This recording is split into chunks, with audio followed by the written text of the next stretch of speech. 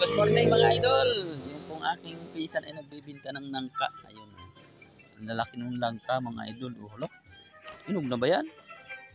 Hinog na? Hindi pa? Hindi pa pala. Kala ko hinog na. Papahinugin pa pala. Ang dami oh. Lalaki. Ang lalaki.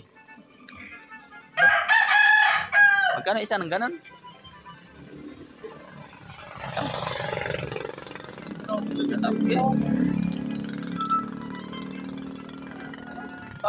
Naibit na. Ilaw pa pala ano? Ano? Lalaki. Cardo! Lalaking lang ka mo. Maliit natin yung lalaki niya. Ilang piraso? Ba, magkano isa nun? Aba, mahal din pala ano? Ay, nung minsan nga per kilo na may nahalo sa akin at ang tanong siya na kaya tayo. Ayan na nga yun. Ayos yan. 20 kilo. Marami pa ngayon na.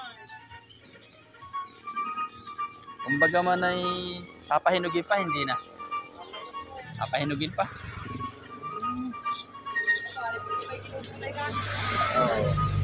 Oo nga, tatadtarin na lang ano. Tapos ibibinta ng kuan. Yung tadtad na. Oo. Dami yun. Lalaki. Taga panikihan pala kayo. Taga ron ako ay Bonsiso, may bahay ako doon. Sa likod ng bahay ni Coach Alan. Doon. Yung kulay dilaw doon second floor, akin yun. Ayun. Oo. Tapat ni Ma Roger. Tapat ni Ma Roger.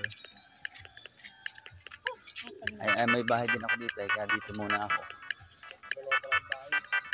Mayroon pa sa Lucena. Na doon po ang asawa ko. Nag-aaral yung mga bata doon. Dami nung langka. Sige, ingat kayo. Yan po ang mga namimili ng langka mga idol. Yan. God bless po mga idol.